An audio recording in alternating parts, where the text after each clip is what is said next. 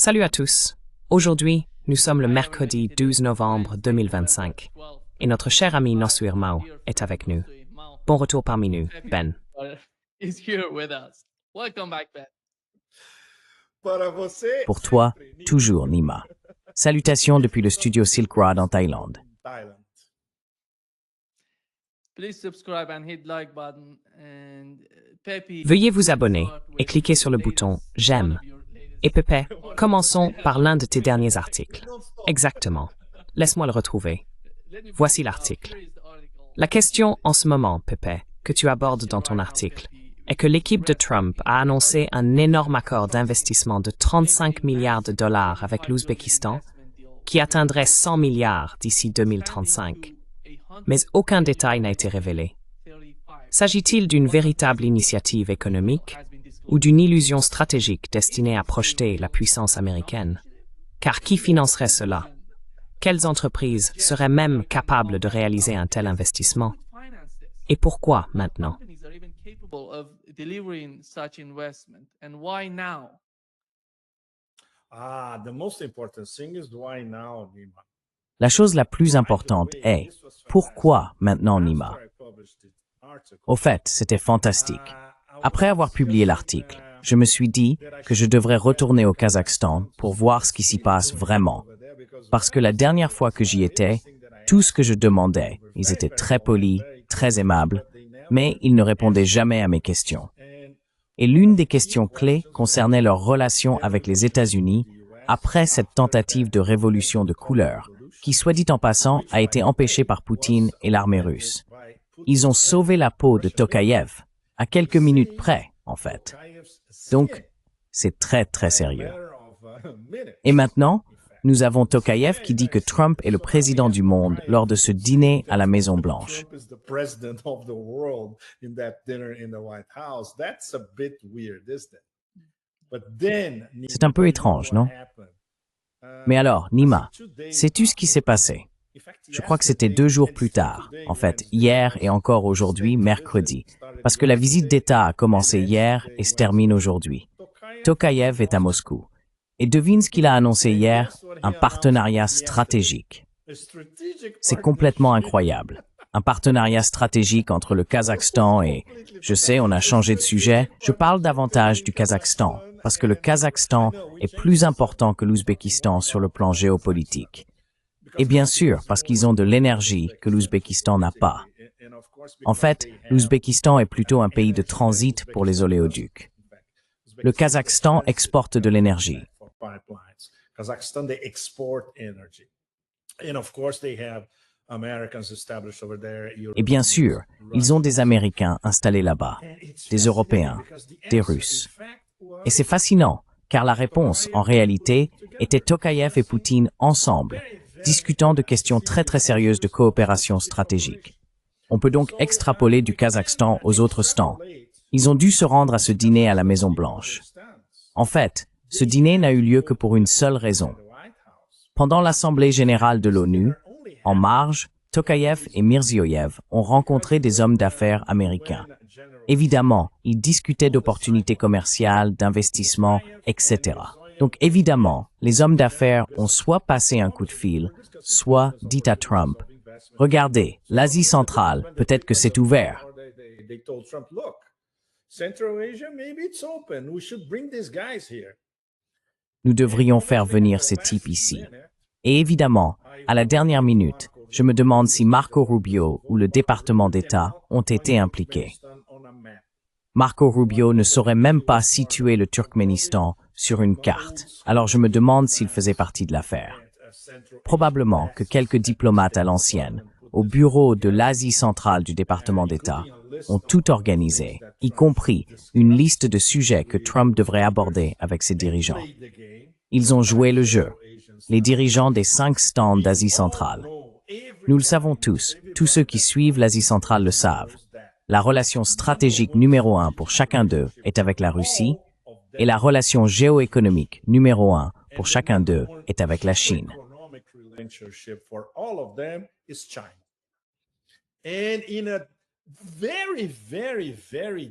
Et en troisième position, très très loin derrière, les États-Unis, Et en quatrième position, encore plus éloignée, les Turcs. C'est la réalité en Asie centrale, vous savez. Ainsi, le fait que cette visite de Tokayev à Moscou ait eu lieu juste après le fameux dîner à la Maison-Blanche répond à toutes nos questions. Pourquoi maintenant? C'est très important. Cela fait partie de l'empire qui déchaîne sa puissance. On peut bien sûr qualifier cela de peur, de ressentiment, de colère, d'opportunité, de désespoir. À vous de choisir. Dans le cas de l'Asie centrale, c'est un peu de désespoir. Évidemment, ils ne peuvent plus faire ce qu'ils faisaient auparavant, c'est-à-dire provoquer des révolutions de couleur, car tout le monde connaît désormais le scénario, y compris bien sûr tous les dirigeants des 5 États d'Asie centrale, sans parler des Russes, n'est-ce pas?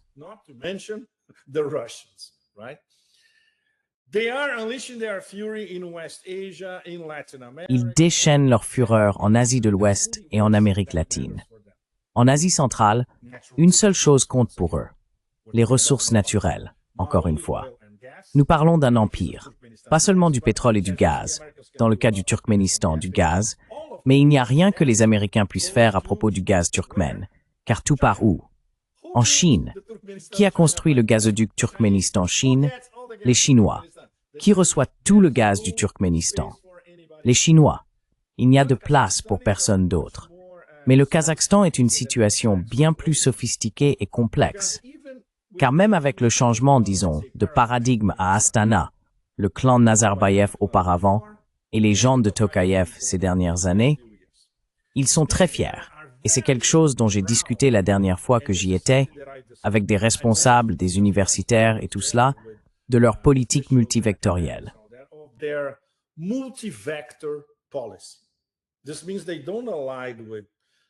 Cela signifie qu'ils ne sont pas alignés à 100% sur tout. Ils sont multivectoriels. Ils regardent dans toutes les directions. Ils veulent entretenir de bonnes relations avec les Européens également. Certains d'entre eux investissent dans leur industrie énergétique. Avec les Américains, pour des raisons évidentes. Chevron est là, ExxonMobil est là. Il y a beaucoup d'investissements américains au Kazakhstan. Et bien sûr, la Russie et la Chine. Cela ne fait aucun doute. Mais, maintenant, ils peuvent voir que s'ils n'essayent pas d'apaiser le roi de la jungle, surtout dans sa propre maison, pas Mar-a-Lago, qui est sa maison personnelle, mais sa résidence de la Maison-Blanche, cela pourrait se transformer en une mauvaise affaire plus tard, à cause, vous savez, des sanctions secondaires, et ainsi de suite. Ils doivent donc protéger leur territoire, et ils doivent aussi protéger leurs intérêts nationaux.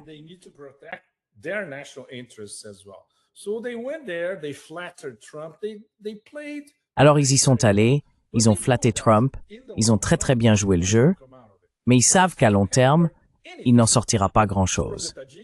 Par exemple, nous n'avons rien entendu des Tadjiks ni des Turkmènes. Et les Kirghizes, rien. Nous n'avons entendu que les Kazakhs et les Ouzbeks. Les Ouzbeks, il y a là un élément de blanchiment d'argent américain. En Ouzbékistan, certaines choses restent extrêmement opaques, même avec la modernisation du pays. Et Mirziyoyev est très populaire en Ouzbékistan. Les 2 dernières fois que j'y suis allé, en 2022 et 2023, il était extrêmement populaire. Et les Ouzbeks, l'Ouzbek moyen, adorent le fait qu'il modernise enfin le pays. D'accord, c'est un peu tard, mais au moins il le modernise. Et c'est vrai.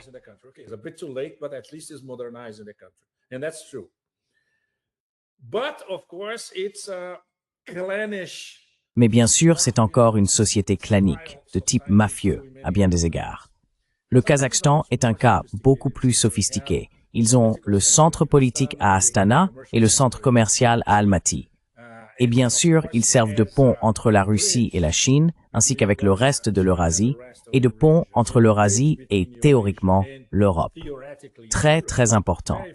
Et ils sont membres de tout NIMA. Comme tu le sais, la ceinture et la route, partenaires des BRICS, membres à part entière de l'OCS, Union économique eurasiatique.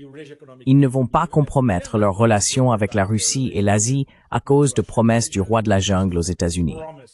Mais tu sais, au moins dans le cas du Kazakhstan, nous avons obtenu quelques réponses. Le véritable enjeu, ce qui compte vraiment, c'est leur relation stratégique avec la Russie.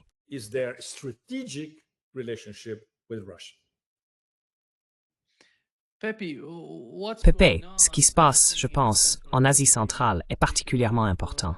Les États-Unis appellent cela de la diplomatie. Moscou et Pékin, tu sais, appellent ça, oui, une ingérence. C'est d'une certaine manière. Mais après tout, nous savons que l'Asie centrale est redevenue un échiquier. Oléoducs, minerais, corridors énergétiques, les États-Unis. L'Amérique est-elle vraiment de retour au cœur du continent ou ne fait-elle que titiller l'ours et le dragon? No, they're trying. Poking the bear and the Non, dragon ils essaient. is Provoquer l'ours et le dragon fait partie du jeu. Mais disons que c'était la première tentative. Ils n'ont même pas, enfin, Trump ne s'est même pas soucié de l'Asie centrale pendant Trump 1.0. Et il a fallu attendre janvier pour qu'il parle enfin directement de l'Asie centrale. C'est différent si l'on considère l'Afghanistan comme faisant partie de l'Asie centrale, ce qui est le cas. L'Afghanistan se trouve au carrefour de l'Asie centrale et de l'Asie du Sud, mais il est plus proche de l'Asie centrale que de l'Asie du Sud. Et bien sûr, la seule chose qui compte pour Trump, c'est de récupérer la base arrière des talibans, ce que certains disent impossible, même dans 1 million d'années. Et bien sûr, il ne comprend pas que du point de vue de l'OCS, tout le monde veut un Afghanistan stable. everybody wants a stable Afghanistan, ruled by Afghans and with no foreign interference. Dirigé par des Afghans et sans aucune ingérence étrangère. Voilà la traduction. Plus jamais de base américaine ici. C'est ce que les 5 d'entre eux vous diraient. Et bien sûr, les autres membres de l'OCS diraient la même chose. Mais essayons de voir cela du point de vue des élites dirigeantes aux États-Unis. Et bien sûr, du point de vue de Trump lui-même. En supposant qu'il ait pris la peine de regarder au moins une carte et de lire quelques rapports sur l'Asie centrale, la seule chose qu'il voit, bien sûr, ce sont les ressources naturelles. Ce qui nous ramène à ce que les républicains précédents essayaient de faire. Et cela nous ramène, Nima, au cas du criminel de guerre défunt Dick Cheney. C'est une histoire que j'ai suivie de très très près pendant les années 2000. Very, very closely during the 2000s. In fact, I followed this story practically. En fait, j'ai suivi cette histoire pratiquement sans interruption de 2002 à 2007, jusqu'au début de 2008. Dick Cheney envoyait sans arrêt des missions d'exploration et de commerce en Asie centrale, environ une tous les 2 ou 3 mois. Ils y allaient tout le temps, essayant encore une fois de convaincre, surtout le Turkménistan, mais aussi le Kazakhstan, très très important. Écoutez, oubliez la Russie. Vous devriez nous vendre votre énergie et construisons ici des bases militaires. Aidons-vous à développer votre économie. Le baratin habituel, n'est-ce pas? Ça n'a pas marché, même avec tout le pouvoir du régime Cheney. Le Turkménistan, au final, très particulier et très indépendant, a préféré conclure un méga accord avec la Chine. Et les Chinois sont restés très très discrets. En gros, ils sont venus et ont dit « Écoutez, nous voulons acheter votre gaz, mais nous n'avons pas de gazoduc. Et si nous construisions tout le gazoduc, même si cela coûte une fortune? »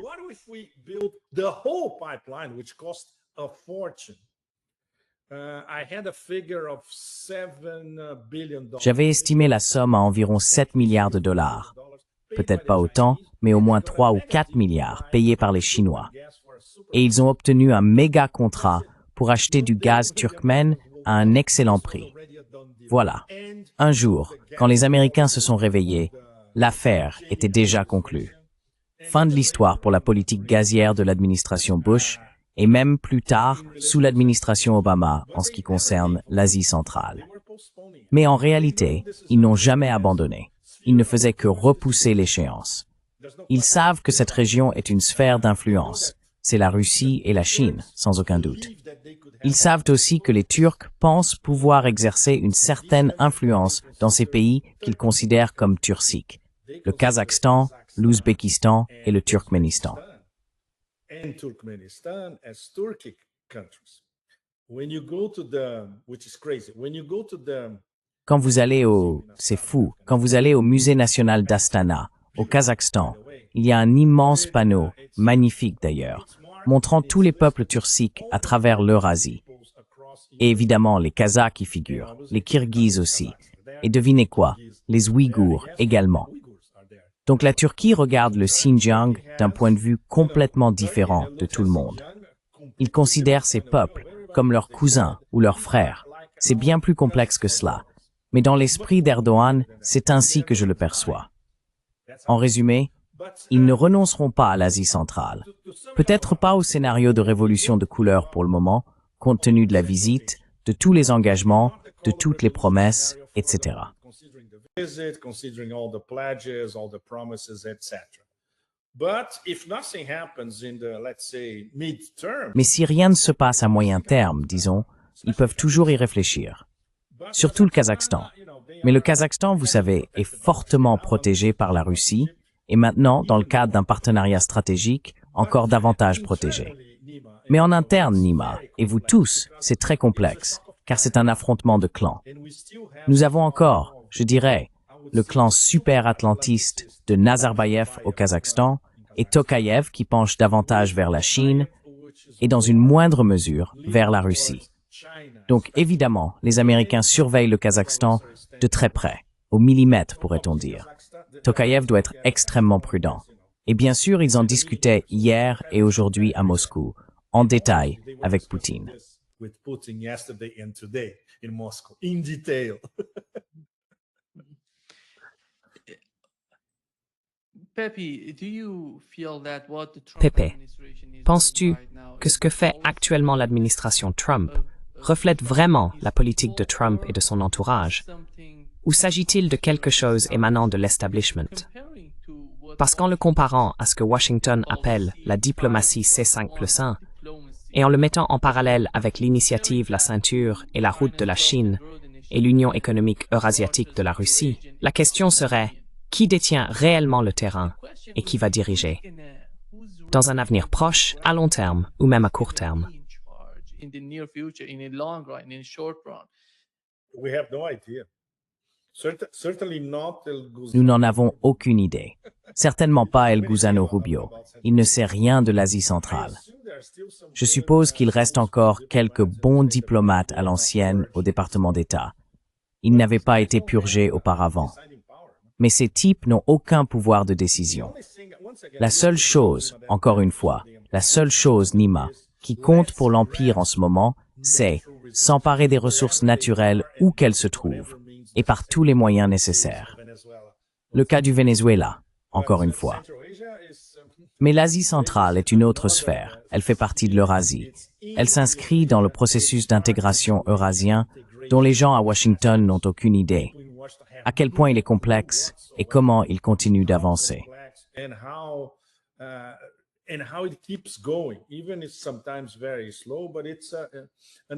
Même si c'est parfois très lent, c'est un processus inexorable.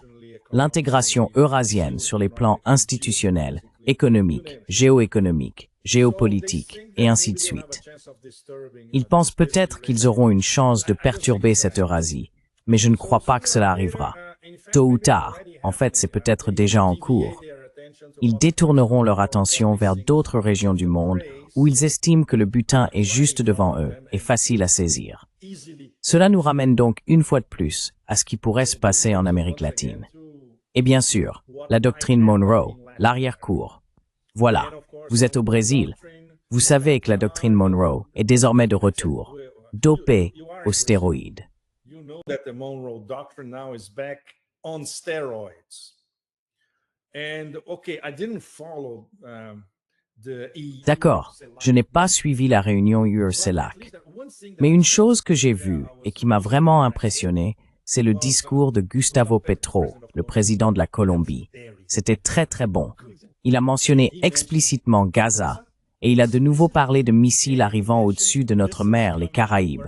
C'était très sophistiqué. Il n'a cité personne. Mais le message adressé aux autres latino-américains autour de la table, surtout aux Européens bellicistes, était très clair et précis. Donc, au moins, il y a encore des gens qui se lèvent. Mais encore une fois, Nima, est-ce que cela suffira à dissuader l'Empire devenu incontrôlable? Certainement pas. Out of control? Definitely not. Comme vous l'avez mentionné, je pense que l'objectif principal, c'est, vous savez, les ressources. Il parle de lithium, de terres rares, toutes ces choses-là. Du lithium, du cuivre, exactement. Et bien sûr, dans le cas du Venezuela, du pétrole. Mais après l'Afghanistan, le Pentagone a renoncé aux bases en Asie centrale. Pourtant, le langage de l'équipe de Trump semble familier. Accès stratégique, logistique, coopération en matière de formation. Absolument. Ils veulent revenir. Ils veulent revenir. Regardez la Syrie, regardez l'Afghanistan.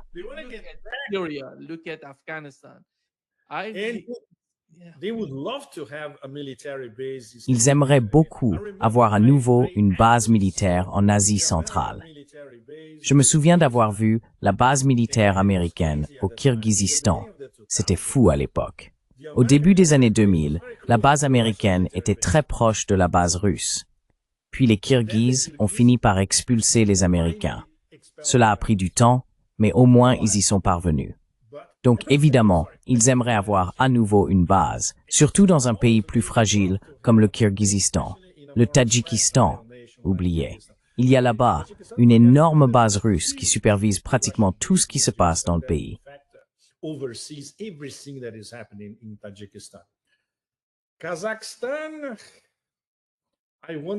Le Kazakhstan. Je me demande quel type d'incitation il pourrait offrir à Tokayev pour qu'il accepte d'accueillir une base militaire américaine là-bas. Mais évidemment, l'OCS dans son ensemble dirait non. Ce serait une décision de l'OCS et la Chine en ferait partie.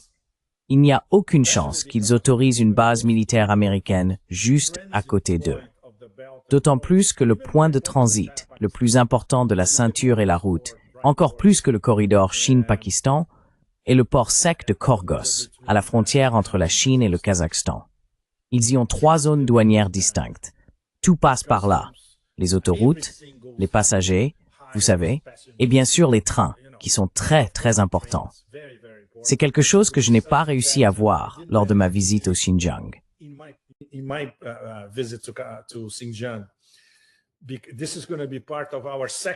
Cela fera partie de notre deuxième documentaire, car nous avons une idée pour le prochain, se concentrer sur le Xinjiang dans le cadre de l'interconnexion de la ceinture et la route.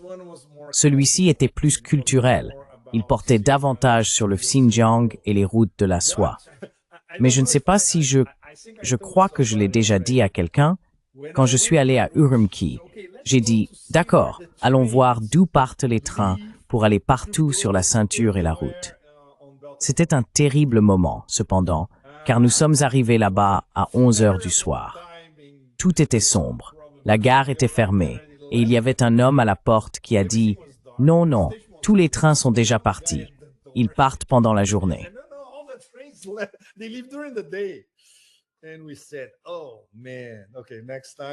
Et nous avons dit au mec « D'accord, la prochaine fois, il faudra mieux planifier ça. » Et puis quand nous quittions la gare, l'un des trains de marchandises se trouvait à un passage à niveau juste devant nous.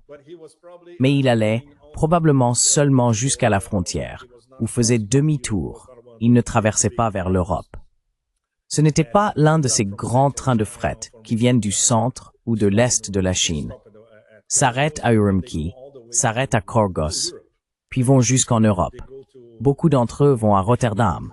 Ils peuvent aller jusqu'à Madrid, tu vois. Donc, une base militaire au Kazakhstan est hors de question. Mais ils ne cesseront jamais d'en rêver. Nous le savons.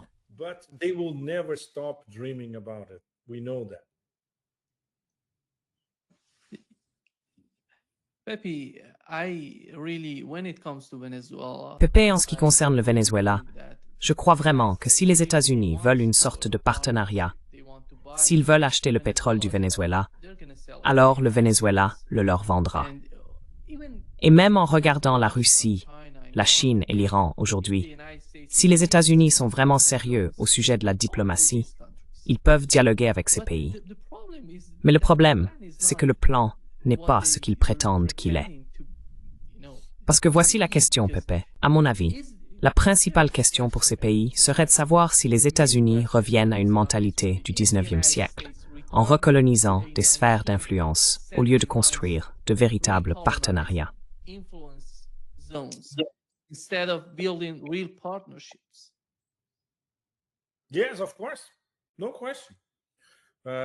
Oui, bien sûr. Sans aucun doute. La doctrine Monroe en est le meilleur exemple.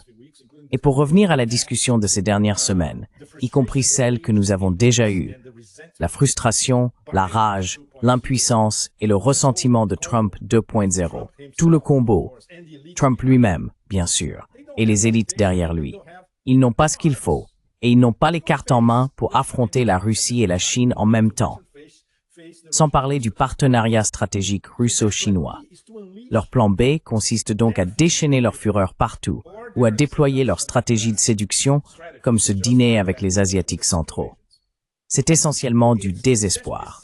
Et bien sûr, le cas de l'Iran reste très, très dangereux. Case of Iran is still very, very dangerous. There's no question. It's no wonder that the Iranians are preparing. Ce n'est pas étonnant que les Iraniens se préparent sans aucune retenue. Ils savent qu'une guerre, on ne peut pas dire qu'elle aura lieu, mais c'est très probable, et ils veulent être prêts, parce qu'ils regardent l'échiquier et voient surtout le bruit et la fureur de l'Empire. Et l'Empire est blessé. Il n'y a pas beaucoup d'endroits où ils peuvent refaire un choc et effroi comme en Irak en 2003, y aller, bombarder et annexer. Et l'Iran n'est pas l'Irak. Nous le savons tous. C'est l'un des lieux communs du XXe siècle. Donc c'est difficile. Et un élément, Nima, qui m'a presque empêché de dormir ces derniers jours. Eh bien, aucun de nous n'a été dupe, car nous suivions la situation. Well, we were not fooled because we were following. But every time that we Chaque fois que nous en parlions et que nous disions que c'était une escroquerie monumentale, qu'il n'y avait jamais eu de guerre contre le terrorisme, mais plutôt une guerre de la terreur contre un ennemi fabriqué, qu'Al-Qaïda était une plaisanterie, une invention, totalement fausse. Évidemment, on nous faisait taire, tous ceux qui disaient cela. Eh bien, moi je n'ai jamais cessé de le dire. Et maintenant, nous avons une confirmation flagrante que tout ce que nous disions depuis plus de 20 ans était vrai. Vous avez l'ancien émir de l'État islamique à Idlibistan, l'ancien numéro 1 d'Al-Qaïda en Syrie, ancien égorgeur, ancien tueur, reçu à la Maison-Blanche comme un dur à cuire. Je l'aime bien, a dit le président des États-Unis, avant de lui donner ses instructions sur ce qu'il devait faire en Syrie pour faciliter l'expansion de l'entité sioniste. the expansion of the Zionist entity. So C'est donc la seule chose dont vous avez besoin pour détruire complètement toute la fabrication de la guerre contre le terrorisme, depuis que Dick Cheney l'a proclamé le 11 septembre même. C'est Dick Cheney qui a proclamé la guerre contre le terrorisme, pas Dubia.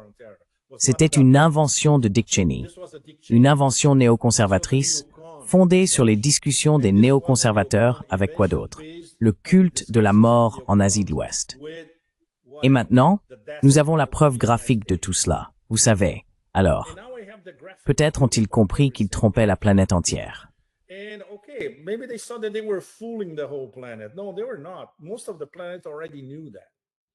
Non, ils ne l'étaient pas. La plupart de la planète le savait déjà.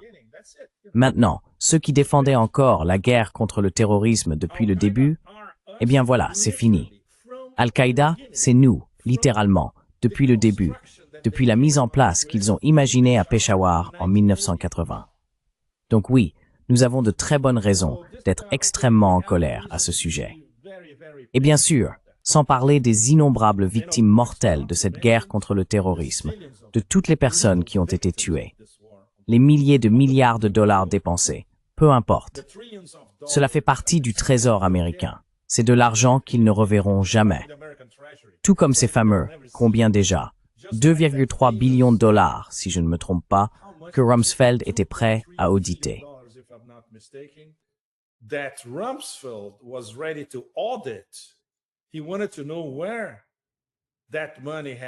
Il voulait savoir où cet argent était passé. Et devine quoi? Le bureau qui préparait l'audit a été touché le 11 septembre. Donc, tu vois, c'est trop. C'est trop. Et ils ont traité la planète entière comme des idiots en supposant que tout le monde avalerait cette fabrication. Eh bien, tout comme personne n'a cru aux fabrications en Afghanistan et qu'il leur a fallu exactement 20 ans pour remplacer les talibans par les talibans. Il leur a fallu plus de 20 ans pour remplacer Al-Qaïda par Al-Qaïda se rendant à la Maison-Blanche. Je sais que ça ressemble à une série Netflix complètement invraisemblable, mais non, c'est la vraie vie. Et dans notre cas, c'est encore pire, parce que nous étions profondément impliqués. J'ai passé des années de ma vie à couvrir la guerre contre le terrorisme. J'ai écrit des livres à ce sujet.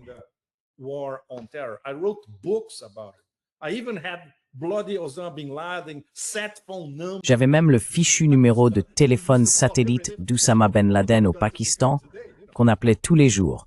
Voyons si Oussama décroche aujourd'hui, tu vois. Et tout ça pour rien. En dehors des milliards de dollars et de tous ces gens des terres de l'islam tués partout. Eh bien, je sais que la géopolitique, c'est vraiment du brutal, Nima. On le sait tous. Mais parfois, ça va... Tu sais, ça dépasse tout. Je ne dirais pas acceptable, mais plausible, ou même sensé. C'est au-delà du non-sens. Et pour rien, absolument pour rien. La seule raison de la guerre contre le terrorisme, maintenant on sait ce que c'était de protéger et de faciliter l'expansion de l'entité sioniste. Il n'y a jamais eu rien d'autre. Jamais.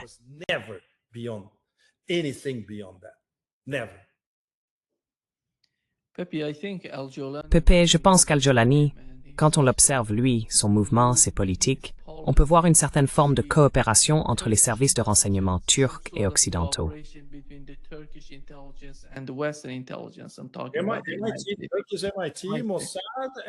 MIT, Mossad, CIA, MI6. Absolument. C'est tout. C'est un agent, un simple agent qui a eu énormément de chance, tu imagines? Un pays entier qui te tombe dans les bras, sans que tu aies à faire quoi que ce soit. Tu libères juste une bande de stupides guérilleros d'Idlibistan. Ils arrivent à Alep, ils prennent Alep, et ensuite ils se disent « Très bien, on peut continuer, il n'y a rien, aucune résistance. » Et en une semaine, ils prennent tout le pays. Un miracle. Eh bien, bien sûr, la Syrie était étranglée, détruite. Pas de morale, pas d'argent pour les soldats, les généraux typiques qui sont passés de l'autre côté. Tu vois le tableau. C'était très très facile au final. Et cela, on ne peut jamais l'oublier. C'était quoi, 13 ans de sanctions? Cela détruit n'importe quel pays. Cela n'a pas détruit l'Iran, mais l'Iran c'est une autre histoire. L'Iran a un système politique solide. Il a un dirigeant, il a des institutions stables. Tu sais, plus de 40 ans de sanctions, et encore 40 de plus, ne détruiront jamais l'Iran. Mais la Syrie, c'était tellement facile.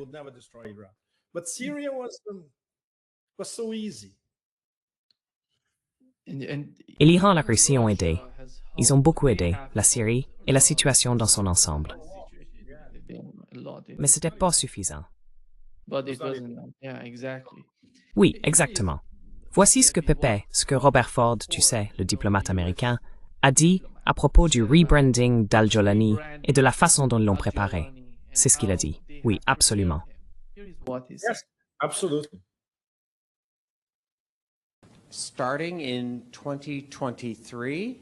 À partir de 2023, une organisation non gouvernementale britannique spécialisée dans la résolution des conflits m'a invité à les aider à faire sortir ce type du monde du terrorisme pour l'amener vers la politique ordinaire.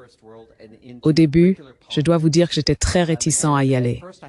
J'avais en tête des images de moi en combinaison orange, un couteau sous la gorge. Mais après avoir parlé à plusieurs personnes qui s'y étaient rendues, dont l'une l'avait rencontré, j'ai décidé de tenter ma chance. La première fois que je l'ai rencontré, son nom de guerre était Abdelkader Jolani, mais son vrai nom est Ahmed Shara, qu'il n'a révélé au monde qu'après avoir pris Damas lors du Blitzkrieg de décembre 2024, il y a environ 5 mois, je me suis assis à côté de lui. J'étais littéralement aussi près de lui que je le suis de Roy. Et je lui ai dit, entièrement en arabe, « Jamais, même en millions d'années, je n'aurais imaginé être assis à côté de toi. »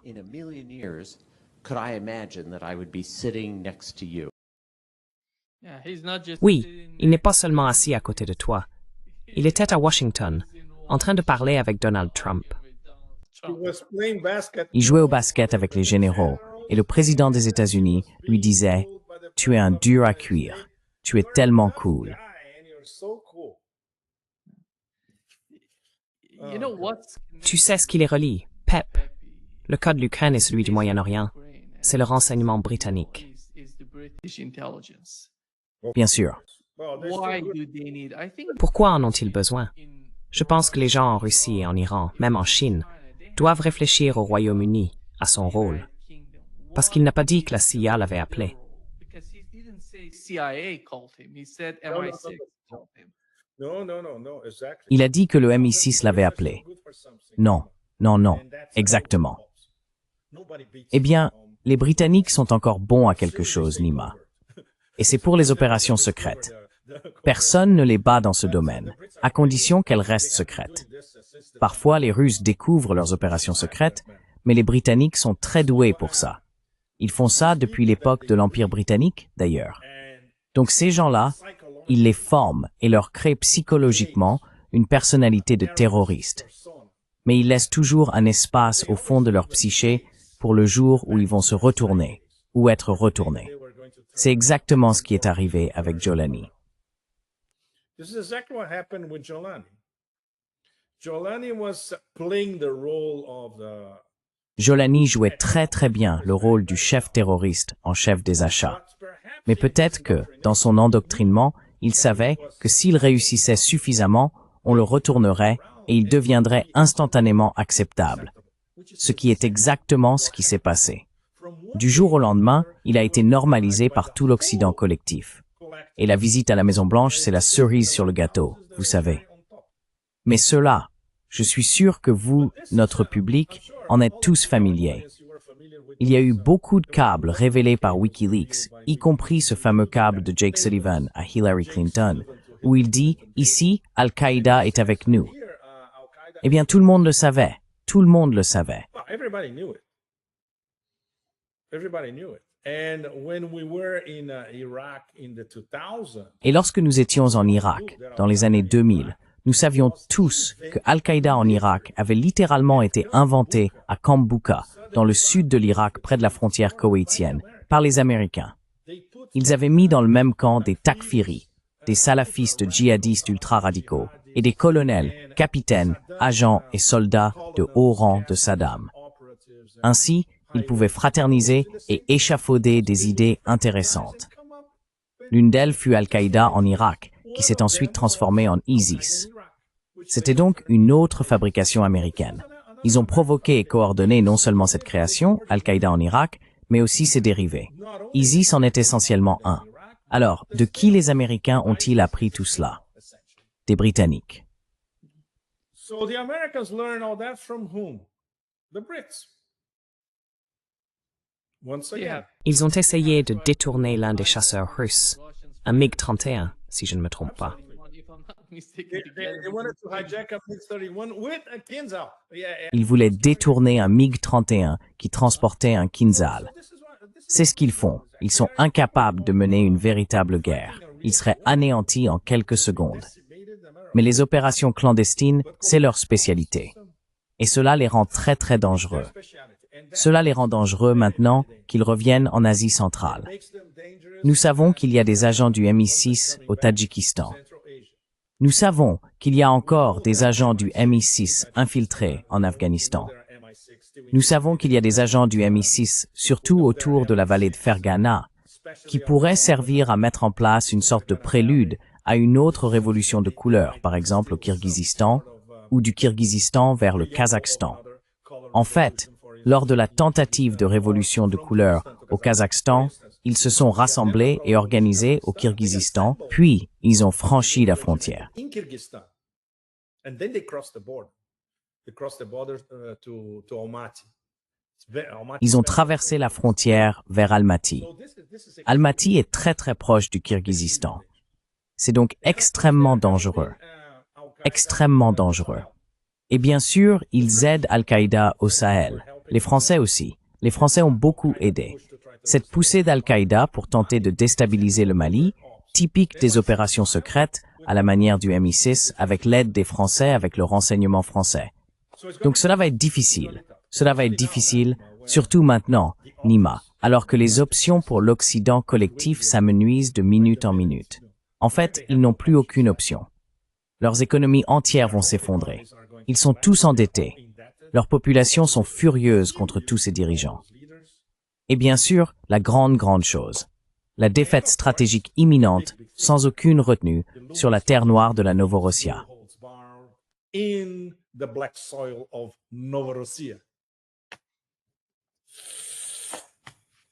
Pepe, ton deuxième article. Parlons du monde réel, de ce qui se passe en Chine. Le monde réel, sorry. Et selon vous, Huawei et l'UE peuvent-ils percer et réellement mettre fin au monopole mondial d'ASML?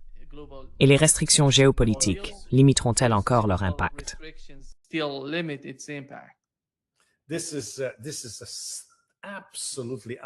C'est une histoire absolument remarquable.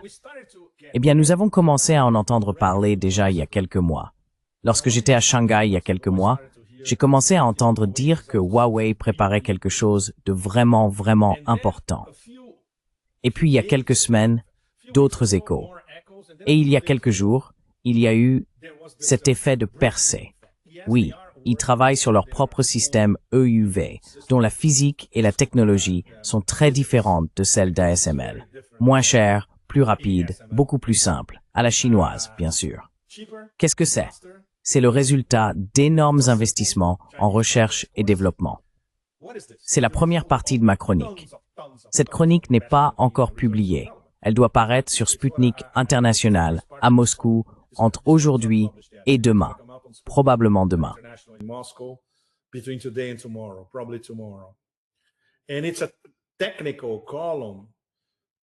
Et c'est une chronique technique. En gros, j'ai choisi 4 vecteurs qui montrent comment cette nouvelle dynamique d'innovation en Chine est en réalité incompréhensible pour l'Occident. À quelle vitesse et à quel point la recherche et le développement progressent et combien d'efforts concertés, organisés et d'interactions existent entre le public, le privé, le monde académique et la technologie. Les meilleurs cerveaux en sortent, les meilleurs cerveaux des meilleures universités, des centres de recherche. Vous voyez le tableau, ils vont partout. C'est impressionnant.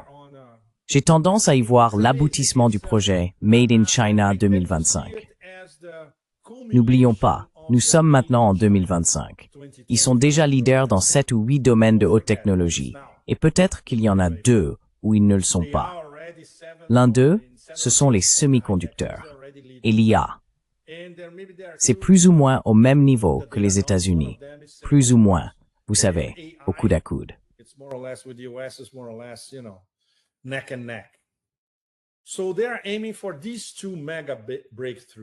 Ils visent donc ces 2 percées majeures, l'IA et les semi-conducteurs. S'ils y parviennent, peux-tu imaginer leur propre machine de lithographie, développée par Huawei, produite en Chine, capable de fabriquer des puces de 3 nanomètres entièrement indigènes. Plus besoin de dépendre des puces étrangères. À partir de l'année prochaine, en 2026, mec, ça bouleverse complètement la donne. Et cela ajoute une autre dimension au désarroi de Jensen Huang, le PDG de Nvidia. Jensen est un type très intelligent. Il avait compris l'histoire il y a des mois, bien avant la nouvelle vague de sanctions de Trump 2.0, parce qu'il avait réalisé qu'il ne perdrait pas seulement le marché chinois, qu'il a, pour ainsi dire, déjà perdu, mais aussi l'avantage technologique qui allait avec.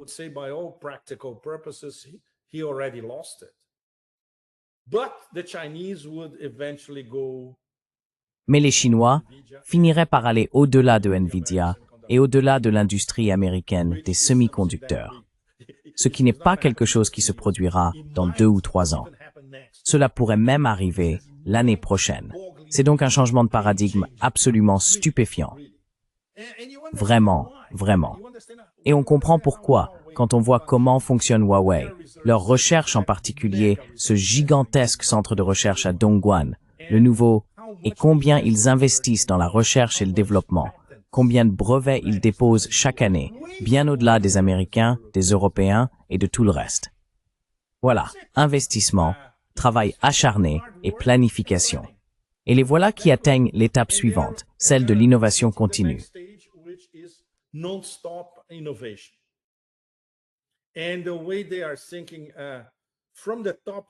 Et la manière dont ils réfléchissent, de haut en bas, mais en incluant les méga-entreprises, tout ensemble, c'est organique. Ce sont les ministères chinois.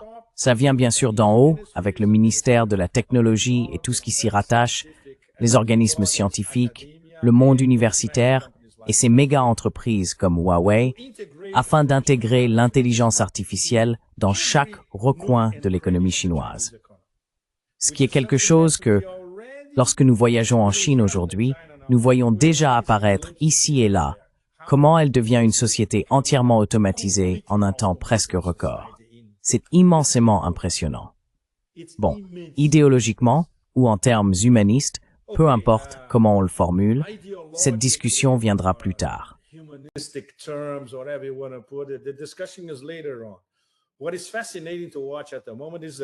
Ce qui est fascinant à observer en ce moment, c'est le processus et la rapidité avec laquelle tout cela se développe.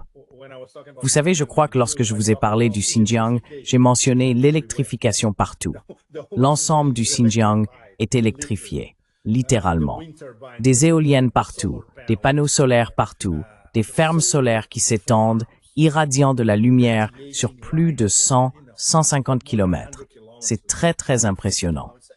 Et ils exportent de l'énergie bon marché vers le reste de la Chine. Ainsi, le centre énergétique de la Chine, c'est le Xinjiang.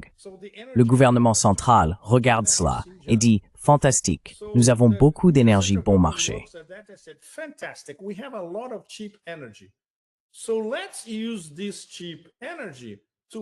Alors, utilisons cette énergie bon marché pour alimenter nos nouveaux systèmes, qui consomment énormément d'énergie comparé à ceux de l'Occident.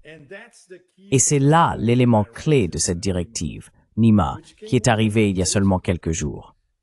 Ils ont ordonné à tous les centres de données liés à l'État en Chine de ne pas utiliser de puces étrangères, uniquement des puces chinoises. Bien sûr, des systèmes comme celui de Huawei consomment beaucoup plus d'énergie, mais ce n'est pas un problème, car ils disposent d'énergie en abondance partout. On peut donc voir comment ils pensent à l'échelle mondiale. Ils raisonnent en termes de développement de ce qu'ils n'ont pas encore. Ils pensent en fonction de ce que nous avons développé auparavant, à savoir la capacité énergétique du Xinjiang et l'exportation de la capacité énergétique nationale également. Men is daar a profit pour une personne qui est in NU.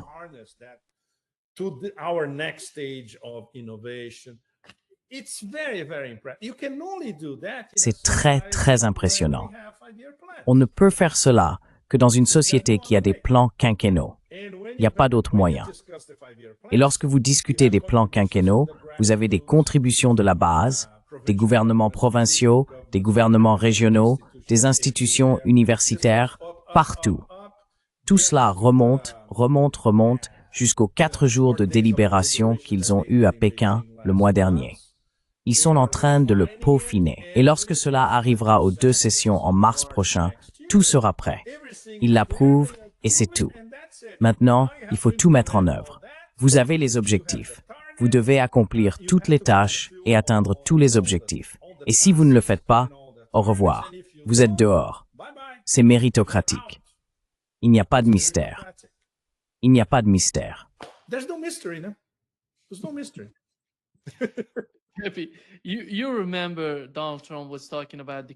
Tu te souviens de Donald Trump parlant d'énergie propre et de panneaux solaires.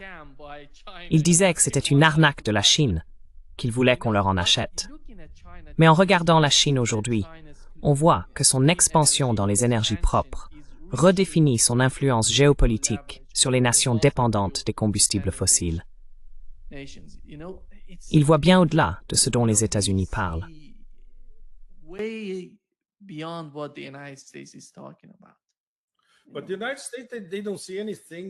Mais les États-Unis, ils ne voient plus rien. Ce n'est plus une économie productive. Elle est financiarisée. C'est pourquoi, à la fin de la chronique, j'ai inclus quelques observations d'un de ces merveilleux manias hongkongais à l'ancienne. Ces types, certains d'entre eux sont formidables. J'en ai connu quelques-uns quand je vivais à Hong Kong. Ils ont tout vu. Ils savent comment le système fonctionne en Occident et en Chine, parce que Hong Kong est un mélange des deux. Et ils peuvent dire quelque chose. Vous savez, ils peuvent tout résumer en 2 ou 3 phrases.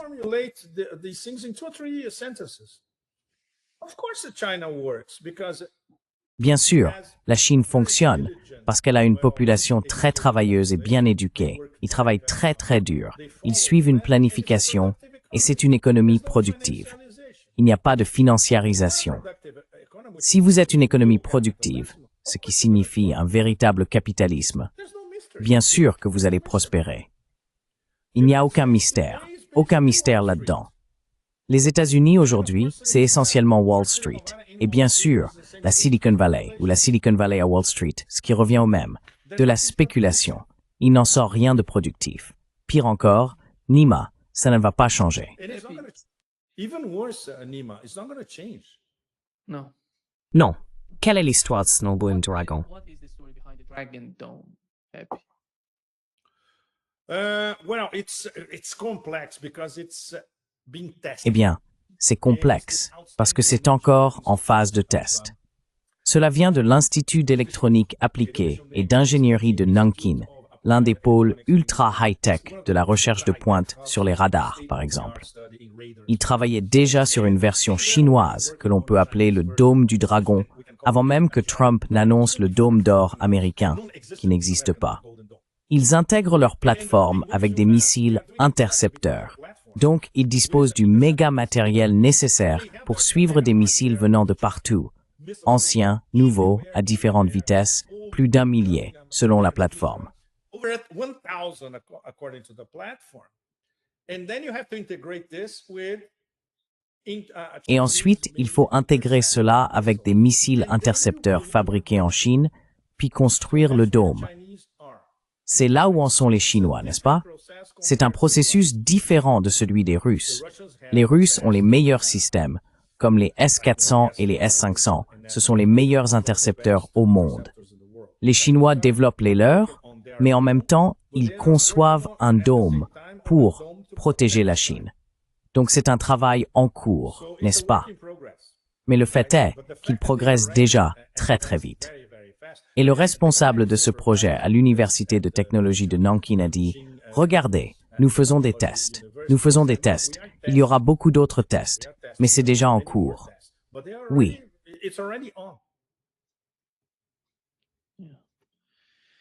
The other point before wrapping up, Pepe, is that L'autre point avant de conclure, Pepe, c'est que le modèle économique chinois est d'une certaine manière fascinant.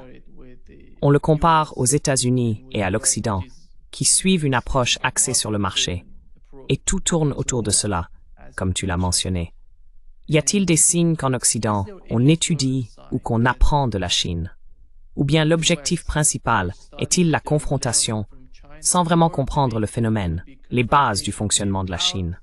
Car même si l'on considère la Chine comme un ennemi et qu'on veut la combattre, il faut savoir comment elle fonctionne. Il faut comprendre les détails de son économie. Vois-tu en Occident cette forme de sagesse qui permettrait de vraiment comprendre la Chine? Do you see that sort of wisdom in the West to understand China? The Americans don't know anything about Sun Tzu. Eh bien, les Américains ne connaissent rien à Sun Tzu. Il dit qu'il faut d'abord se connaître soi-même.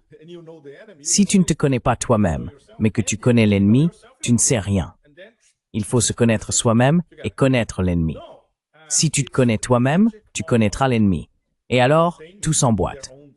Non, c'est la logique de l'endiguement dans leur propre terminologie, n'est-ce pas? C'est une logique de confrontation. C'est ce que les Chinois appellent, je dirais très poliment, une mentalité de guerre froide. Et bien sûr, maintenant c'est encore pire, parce que c'est une confrontation de modèles. Les Chinois prouvent au monde que leur modèle est supérieur au modèle américain. Nous n'allons pas entrer dans cette discussion absolument stupide sur la démocratie contre l'autocratie, parce qu'il n'y a pas de démocratie en Occident pour commencer.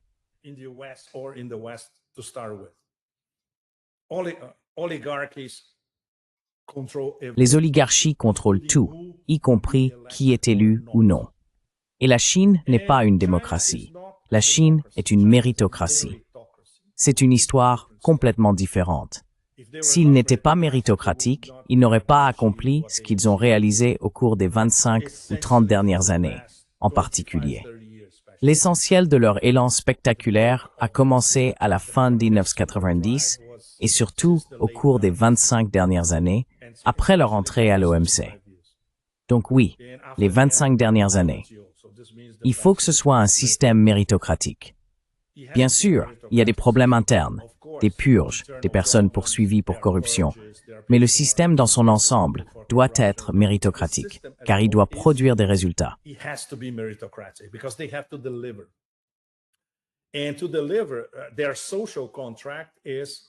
Et pour tenir cette promesse, leur contrat social n'est pas « nous allons vous rendre riches ».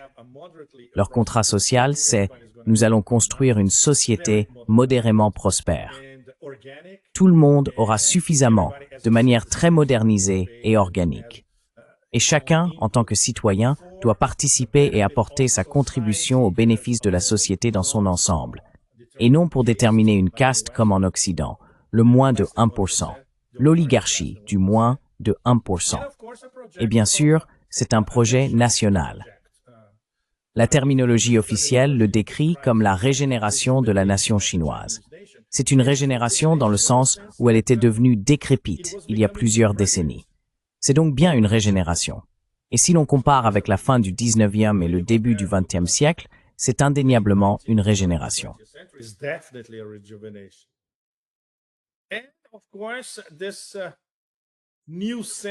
Et bien sûr, ce nouveau sentiment que nous voyons, c'était formidable de le constater sur la route lorsque j'étais dans la province du Gansu, à Xi'an et au Xinjiang en septembre.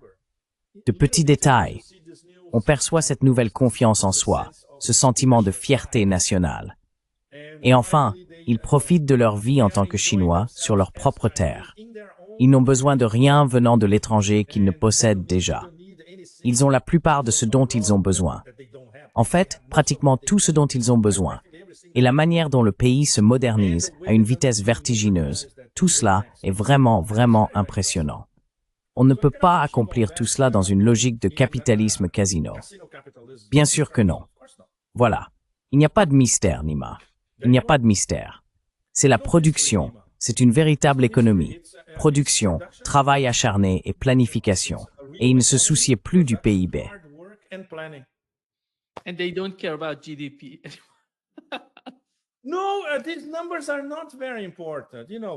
Non, ces chiffres ne sont pas très importants. Vous savez, 5%, 4,9%, c'est pas grand-chose. Pouvez-vous imaginer un pays de la taille de la Chine qui continue de croître à presque 5% par an? C'est gigantesque. En soi, c'est gigantesque. Et le plus important, ce sont les régions.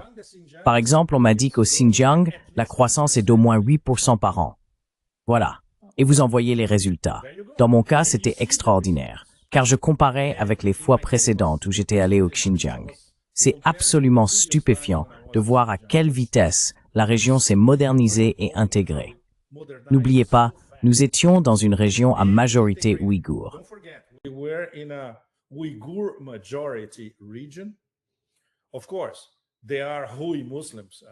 Bien sûr, il y a des musulmans Hui là-bas, des Chinois Han, des Hui, des musulmans. Il y a des Kazakhs, des Tadjiks. Nous les avons tous rencontrés, totalement intégrés, absolument intégrés. Les Mongols, pareil. Tout le monde fait des affaires. Vous allez dans une petite oasis à la frontière du désert du Taklamakan et c'est une ville très très moderne. Et vous vous dites, waouh, comment ont-ils pu construire tout ça si vite? Et puis on nous dit, vous voyez l'hôtel où vous logez? Ils l'ont construit l'année dernière. Un hôtel ultra moderne, à la pointe de la technologie, très abordable. Vous savez, une famille chinoise de 4 personnes peut y séjourner sans problème. Cela ne va pas grever leur budget.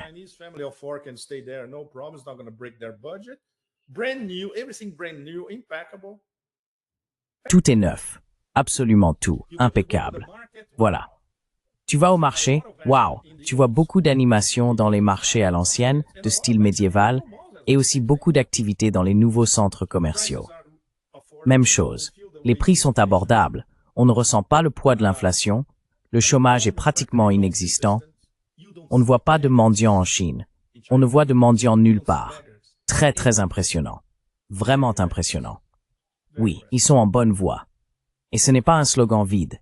Nous essayons de construire une société modérément prospère dans les prochaines années, jusqu'en 2049. Non, ils le font réellement. Et tu le vois sous tes yeux. No, they are actually doing it. And you see it in front of you.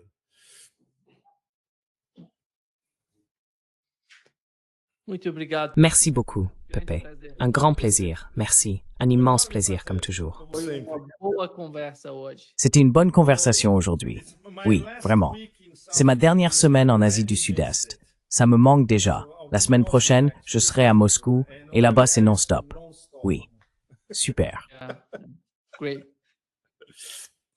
Thank you so much. Merci beaucoup, Pepe. Merci, Nima, et merci à vous tous. Santé, santé. Cheers. Toi.